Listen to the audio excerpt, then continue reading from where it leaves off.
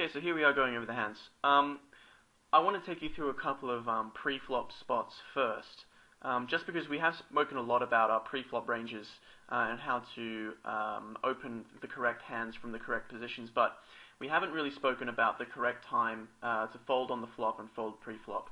So I'm going to go over a couple of pretty interesting hands and just talk you through the best way to play these hands pre-flop. So in this hand we have pocket eights and we're in the small blind. We're at an almost full table. We have two empty seats here, but that doesn't make a big difference, as we've spoken about before. In this hand, it's folded around to Arlyle, or whatever his name is, on the button, who min-raises. Min-raising is kind of funny. It's very player-dependent. You need a read to figure out exactly what this means. We're certainly not strong enough to re-raise in this position, given that we're out of position with a hand that doesn't play so well on most flops. But we certainly can call pre-flop simply because Arlyle is quite deep. He's playing pretty much full stacked.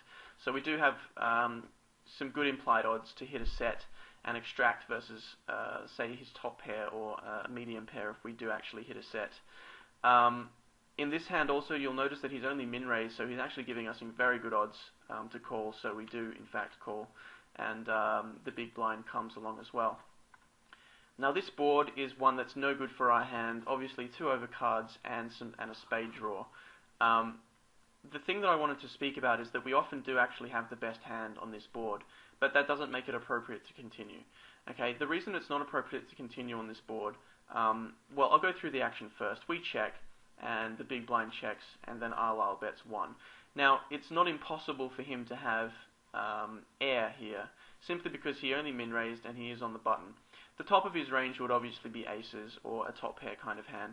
He can also have a hand like 10-9, that sort of thing. The bottom line for our hand is that although it's sometimes best, it certainly isn't best often enough to call. But the more important thing is that we're out of position against an opponent who has shown us, although it's minor aggression, he has shown us some aggression pre-flop. So although we may often have the best hand here, the correct action is to fold.